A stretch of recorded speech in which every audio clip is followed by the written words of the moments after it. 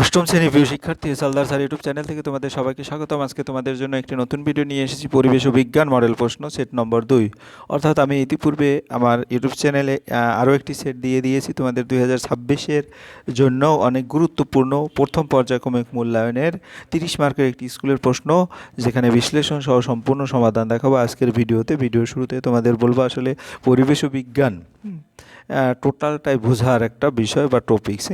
এই টপিক্সে ভালো যারা রেজাল্ট করেছে তাদের ইনফরমেশন যদি তোমরা জানো তাহলে দেখবে হ্যাঁ পরিবেশ ও বিজ্ঞান সাবজেক্টে 100-তে 100 নম্বর পাওয়া যায়, 90-এ 90 বলো যেটাই, 70 মার্কে 70।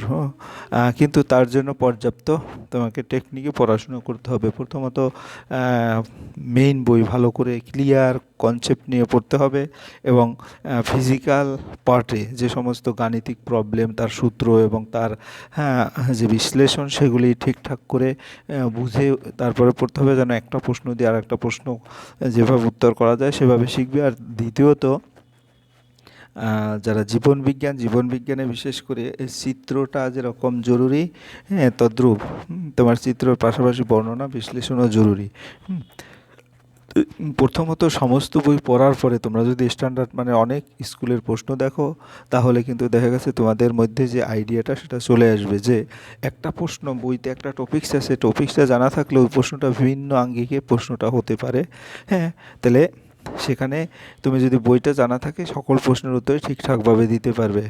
আর আমি এই ভিডিওতে যে প্রশ্নটা দেখাবো সেই প্রশ্নটা সরাসরি তোমার প্রশ্ন না শুধু, তার পাশাপাশি অনেক বেসিক ক্লিয়ার একটা কনসেপ্ট নিয়ে, অর্থাৎ বিশ্লেষণ দেখাবো, যেমন এই উত্তরটা হলো কেন, উত্তরটা না হয় অন্যটা হতে পারতো, এরকম বিশ্লেষণ সহ আমি সমাধান করব। কাজে তোমরা যারা এখনও আমার চ্যানেলটিকে সাবস্ক্রাইব করনি তারা এখনই চ্যানেলটিকে সাবস্ক্রাইব করে বেল আইকনটি প্রেস করে দাও। দেখো প্রশ্ন আছে এখানে টোটাল 30 মার্কের একটি প্রশ্ন, ফার্স্ট সামেটিভ ইভ্যালুয়েশনের টেস্টের। আমি একটু বড় করিয়ে দেখিয়ে দিচ্ছি। সাবজেক্ট পরিবেশ ও বিজ্ঞান, নিচের প্রশ্নগুলো সঠিক উত্তরটি নির্বাচন করো। 1 নম্বর প্রশ্ন যদি আমরা দেখি, এখানে টোটাল 6টি এমসিকিউ প্রশ্ন আছে। 2 নম্বর প্রশ্নে এখানে তোমার 4টি অ্যান্সার করতে হবে, একবারে সংক্ষিপ্ত। 3 নম্বরে শূন্যস্থান পূরণ। 4 নম্বরে 2 মার্কের প্রশ্ন 4টি। তারপরে আমরা চলে যাব লাইফ সায়েন্সেও এমসিকিউ 3টি আছে। তারপরে 2 নম্বরে হচ্ছে তোমার 2টি প্রশ্ন, আর 3 নম্বরে 3টি প্রশ্ন এবং 4 নম্বরে হচ্ছে 3টি। তাহলে এখানে 2 2 4, 4 আর 3 7 আর 3 10, অর্থাৎ লাইফ সায়েন্সে তোমার 10 মার্ক। তারপরে ফিজিক্যাল সায়েন্সে 2টো পার্ট, একটা কেমিস্ট্রি একটা ফিজিক্স, এখানেও 10 10 20, টোটাল মিলে 30 মার্ক। সরাসরি আমরা চলে যাব 1 নম্বর প্রশ্ন। তরলের ঘনত্ব বেশি হলে প্লাবতা বেশি হবে কম হবে? আমরা যদি দেখি যে তরলের ঘনত্ব কী হবে, একটু ডিটেলস দেখি। তাহলে দেখো উত্তরটা কিন্তু বেশি হবে, কিন্তু কেন বেশি হবে? প্লাবতা, স্থানচ্যুত তরলের ওজনের সমান। তরলের ঘনত্ব যত বেশি হবে, স্থানচ্যুত তরলের ওজনও তত বেশি হয়, ফলে প্লাবতাই বৃদ্ধি পায়। তাহলে উত্তর বেশি হবে, ঠিক আছে, এ নম্বরের উত্তর। এরপরে 2 নম্বরের প্রশ্ন, তাই তরলের ঘনত্ব বেশি হবে, প্লাবতা বেশি হয়। 2 নম্বর, মানবদেহে যে মৌলটির ভাগ সর্বাধিক তা হলো কি? আমাদের এটা ইনফরমেশনগত উত্তর, এটা হবে অক্সিজেন। বিশ্লেষণ মানবদেহ ভরের হিসাবে অক্সিজেন সর্বাধিক। এরপর আমরা চলে যাব 3 নম্বরের 1-এর 3, বাইকার্বনেট মূলকের সংকেত হলো কার্বন ডাইঅক্সাইড। তারপর কার্বনেট আয়ন যেটা, এর মধ্যে কোনটা উত্তর হবে? এর মধ্যে বাইকার্বনেট আয়ন যেটা বিশ্লেষণ, বাইকার্বনেট হলো বাইকার্বনেট আয়ন। পরের প্রশ্ন হচ্ছে 4 নম্বর, প্রদত্ত কোনটি অম্লিক অ্যাসিড উৎপন্ন করে? তো কোন মানে মৌলটি অম্লিক অ্যাসিড উৎপন্ন করে? কার্বন। বিশ্লেষণ করে কার্বন ডাই অক্সাইড যেমন অম্লিক অ্যাসিড। তারপরে আমরা যদি বলি 5 নম্বর, এসআইতে অভিকর্ষ স্তরণের মান। আমরা জানি এসআইতে অভিকর্ষ স্তরণ 9.8 মিটার পার সেকেন্ড স্কোয়ার। বিশ্লেষণ অভিকর্ষ স্তরণের এসআই একক মিটার পার সেকেন্ড স্কোয়ার, এটা আমরা জানি। টেবিলের উপর 6 নম্বর প্রশ্ন, একটি বই স্থির অবস্থায় আছে, বইটি স্থির থাকার কারণ কি? বইটি স্থির থাকার কারণ হচ্ছে সমান ও বিপরীত বল থাকলে নিট বল শূন্য হয়, অর্থাৎ বস্তু স্থির হয়, যেটা আমাদের উত্তর বি আছে। বইয়ের ওজন ও টেবিলের লম্ব প্রতিক্রিয়া বল সমান ও বিপরীতমুখী। এরপরে আমরা চলে যাব 2 নম্বরের প্রশ্ন। 2 নম্বরের নিচের প্রশ্নগুলো সংক্ষিপ্ত উত্তর দাও, বিকল্প প্রশ্নটি লক্ষণীয়।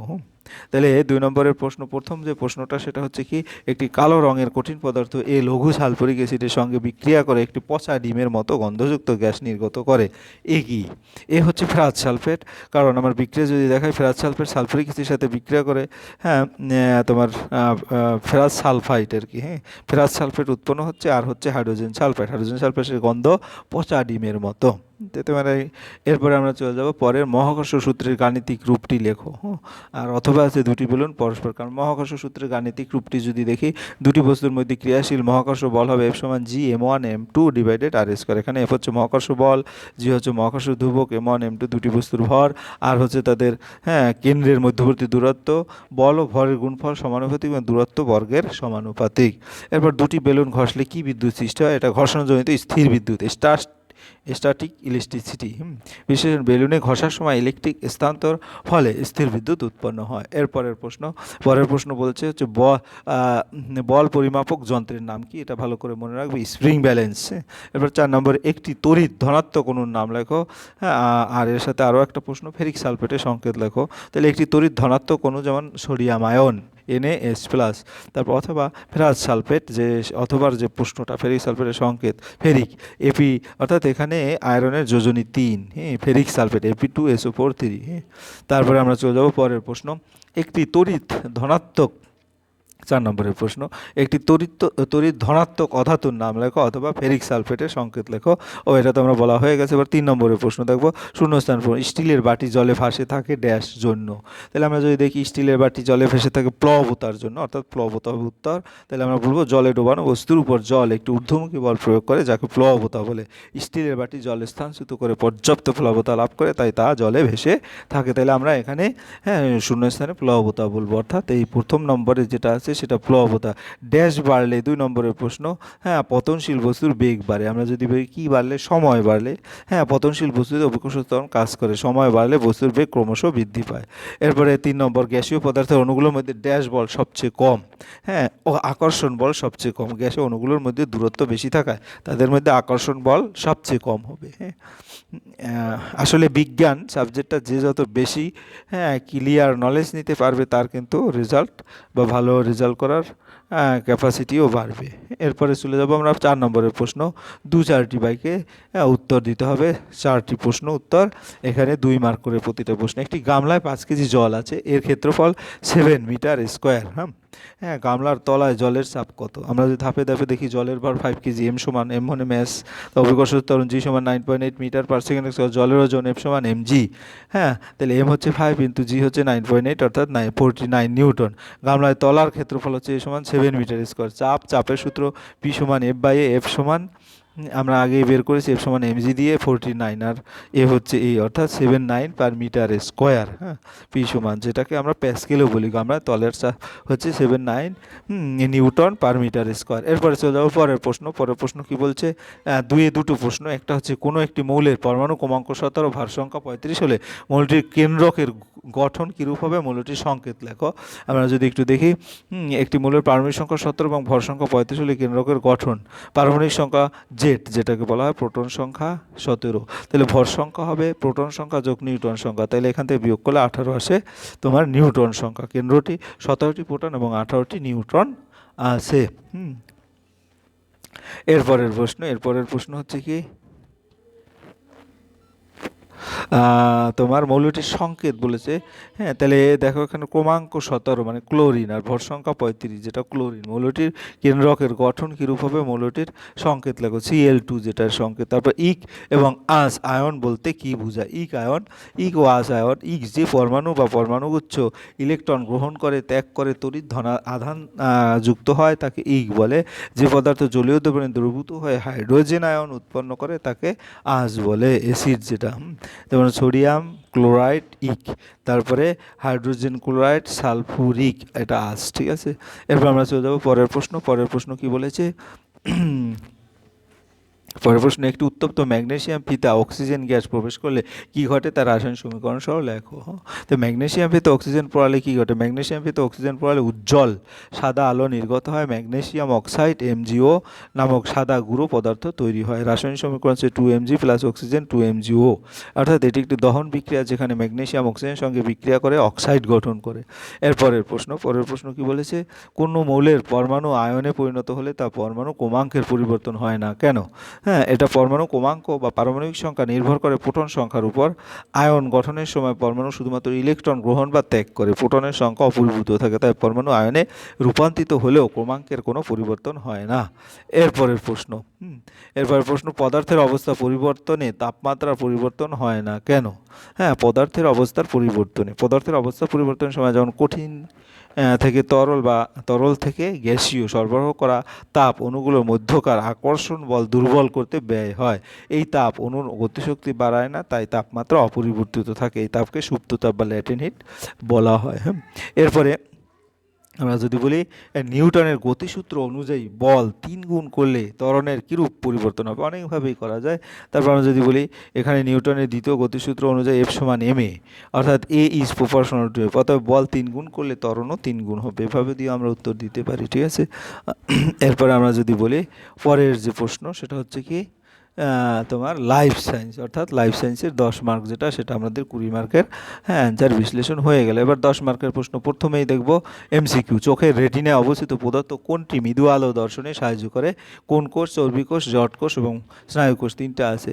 তাহলে আমার এখানে কোনটা হবে উত্তর? কোন কোষ। কোন কোষ কেন হবে? রেটিনায় প্রধানত 2টি আলোক সংবেদনশীল কোষ থাকে। কোন কোষ?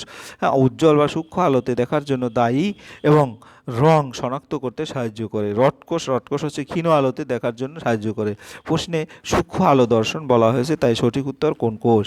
পরের প্রশ্ন হচ্ছে কি যে যেখানে যেটি থেকে এন্ডোপ্লাজমিক জালিকা তৈরি হয় তা হলো কি?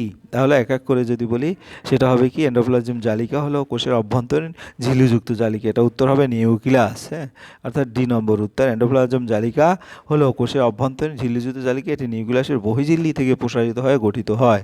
তাই মাইটোকন্ড্রিয়া হচ্ছে শক্তি উৎপাদন করে, গোলজি বডি প্রোটিন পরিবহন করে, কোষ প্রাচীর সুরক্ষা রাখে, ঠিক আছে। নিউক্লিয়াস এর গঠনের উৎস সঠিক। এরপরে আমরা যদি চলে যাই পরের প্রশ্ন কি আছে? উদ্ভিদের পাতায় থাকা সবুজ রঞ্জক ও খাদ্য সঞ্চয়ে সাহায্যকারী প্লাস্টিক হলো এটা তো আমরা বলেছি। এটা কি হবে? এটা হবে হচ্ছে ক্লোরোপ্লাস্ট বা ক্লোরোপ্লাস্টিড। ক্লোরোপ্লাস্টিড, তাহলে উত্তর হবে সি, ক্লোরোপ্লাস্টিড। উদ্ভিদের পাতায় সবুজ রঞ্জক ক্লোরোফিল থেকে ক্লোরোপ্লাস্টিডের সংশ্লেষণ খাদ্য বস্তুটি বিক্রিয়াও ঘটে ক্লোরোপ্লাস্টিড, অর্থাৎ সবুজ রঞ্জক খাদ্য বস্তু ক্লোরোপ্লাস্টিড। অর্থাৎ উত্তর আমাদের ক্রোমোপ্লাস্টিড, অর্থাৎ সি, এইটা হবে উত্তর, ঠিক আছে। এরপর আমরা চলে যাবো 2 নম্বরের প্রশ্ন। কাজের বিশেষত্ব অনুসারে উদ্ভিদ কলার প্রকারভেদ হলো ড্যাশ। কাজের বিশেষত্ব অনুযায়ী উদ্ভিদ কলার প্রকারভেদ হলো ড্যাশ। এটা হচ্ছে মেরিস্টেমেটিক কলা এবং স্থায়ী কলা। মেরিস্টেমেটিক কলা এবং স্থায়ী কলা। কাজের ধরন অনুযায়ী উদ্ভিদ কলা এই 2 ভাগে বিভক্ত। গভীর সমুদ্রে বসবাসকারী প্রাণীদের কোষে ড্যাশ ও ড্যাশের মাত্রা অনেক বেশি থাকে, মাইটোকন্ড্রিয়া ও চর্বি। গভীর সমুদ্রে শক্তি ও ভাসমান, তার জন্য এদের পরিমাণ অনেক বেশি থাকে। এরপর আমরা চলে যাব 3 নম্বরের প্রশ্ন। নিচের প্রশ্নগুলোর সংক্ষিপ্ত উত্তরে যে কোনো 3টি। প্রাইমর্ডিয়াল ইউট্রিকল কাকে বলে? প্রাইমর্ডিয়াল ইউট্রিকল হচ্ছে উদ্ভিদ কোষে অবস্থিত বৃহৎ কেন্দ্রীয় ভ্যাকুইলকে প্রাইমারিডাল ইউট্রিকল বলে। উদ্ভিদ কোষের মধ্যে একটি বড় ভ্যাকুইল থাকে, এই ভ্যাকুইল কোষরস দ্বারা পূর্ণ থাকে। এটি কোষকে দৃঢ়তা দেয় এবং খাদ্য ও বর্জ্য পদার্থ সঞ্চয়ে সাহায্য করে। এই বৃহৎ ভ্যাকুইলকে প্রাইমারিডাল বা ইউট্রিকল বলা হয়। পরের প্রশ্ন, স্নায়ুকলার 2টি কাজ লেখো। স্নায়ুকলার 2টি কাজ বলতে রাইবোজম ও সেন্ট্রোজম, পর্দাবিহীন 2টি কোষাঙ্গাণুর নাম লেখো। তাই রাইবোজম ও সেন্ট্রোজম হচ্ছে পর্দাবিহীন 2টি কোষাঙ্গাণুর নাম। কোষাঙ্গাণুর চারপাশে যেমন ঝিল্লি বা পর্দা। রাইবোজম প্রোটিন সংশ্লেষণে সাহায্য করে, সেন্ট্রোজম কোষ বিভাজনের সময় স্পিন্ডল তন্তু গঠন করে। তাই রাইবোজম ও সেন্ট্রোজম উভয় পর্দাবিহীন কোষাঙ্গাণু। এরপরের প্রশ্ন, হ্যাঁ, এরপরের প্রশ্ন হচ্ছে তোমার ৪ নম্বর, ক্যাকটাস উদ্ভিদের দুটি বৈশিষ্ট্য। ক্যাকটাস বাহ্যিক বা অভ্যন্তরীণ উদ্দীপনা গ্রহণ করে, স্নায়বিক বার্তা যেমন নার্ভ ইম্পালস দেহের বিভিন্ন অংশে পরিবহন করে। স্নায়ুকোষ উদ্দীপনা গ্রহণ করে তা বৈদ্যুতিক সংকেত রূপান্তর করে এবং দ্রুত বার্তা আদান প্রদান ঘটায়। পরের প্রশ্ন হচ্ছে পেশি কোষের শ্বাসরঞ্জক কণিকার নাম কি? সেন্ট্রোজমে একটি কাজ লেখো। একজন স্বাভাবিক মানুষের দেহকোষের নিউক্লিয়াস কি ক্রোমোজোমের সংখ্যা কত? এরকম বলেছে। তা আমরা উত্তর যদি বলি এক এক করে, ক্যাকটাসের পাতা কাঁটায় রূপান্তরিত ফলে ক্যাকটাস উদ্ভিদের দুটি বৈশিষ্ট্য, জল ক্ষয় কম হয়, ক্যাকটাস কাণ্ড সবুজ মোটা রসালো, জল সঞ্চয়ের সালোকসংশ্লেষণে সাহায্য করে, ক্যাকটাস মরু অঞ্চলের উদ্ভিদ, জল সংরক্ষণের জন্য এদের বিশেষ অভিযোজন দেখা যায়। হ্যাঁ, এরপরে যেটা বলছিলাম ৪ নম্বরের যে প্রশ্ন, ক্যাকটাসের প্রশ্ন তো হয়ে গেল। হ্যাঁ, তাহলে ৪ নম্বরে আমরা প্রশ্নটা আগে দেখে আসি। ৪ নম্বরের প্রশ্নটা বলছে পেশিকোষের শ্বাসকণিকার নাম কি? সেন্ট্রোজমে একটি কাজ লেখো এবং একজন স্বাভাবিক মানুষের দেহকোষ নিউক্লিয়াসের ক্রোমোজোমের সংখ্যা কত? পেশিকোষ শ্বাসকণিকার নাম হচ্ছে মাইটোকন্ড্রিয়া। হ্যাঁ, বিস্তারিত মাইটোকন্ড্রিয়াকে কোষের শক্তি কেন্দ্র বলা হয়। এখানে কোষীয় শ্বাসক্রিয়া ঘটে এবং শক্তি এটিপি উৎপন্ন হয়। পেশিকোষে শক্তির প্রয়োজন হওয়ায় সেখানে মাইটোকন্ড্রিয়ার সংখ্যা বেশি থাকে, তাই পেশিকোষে শ্বাসকণিকা হলো মাইটোকন্ড্রিয়া। এরপরের প্রশ্ন, সেন্ট্রোজমে একটি কাজ। সেন্ট্রোজম কোষ বিভাজনের সময় স্পিন্ডল তন্তু গঠন করে। সেন্ট্রোজম কোষ বিভাজনের সময় ক্রোমোজোমের সঠিক বন্টনে সাহায্য করে। একজন স্বাভাবিক মানুষের দেহকোষে নিউক্লিয়াসের ক্রোমোজোম সংখ্যা হচ্ছে 23 জোড়া, দ্যাট মিনস 46টি। মানবদেহে দেহকোষে ডিপ্লয়েড প্রকৃতির হয়, 2n। প্রতিটি দেহকোষে 23 জোড়া অর্থাৎ 46টি ক্রোমোজোম থাকে। এর মধ্যে 22 জোড়া অটোজোম এবং 1 জোড়া লিঙ্গ ক্রোমোজোম। এই ছিল তোমাদের সামগ্রিক প্রশ্ন, তার সামগ্রিক বিশ্লেষণ। আশা করি ভিডিওটি আমি যেভাবে ভেঙে ভেঙে বিশ্লেষণ করে দিয়েছি তোমাদের অনেক বুঝতে সুবিধা হবে, এবং এরকম আরও অনেক ভিডিও পেতে তোমরা অবশ্যই আমার চ্যানেলটিকে সাবস্ক্রাইব করে বেল আইকনটি প্রেস করে রাখবে। ভিডিওটি দেখার জন্য অসংখ্য ধন্যবাদ। ভিডিওটি ভালো লাগলে লাইক কমেন্ট শেয়ার করতে ভুলবে না।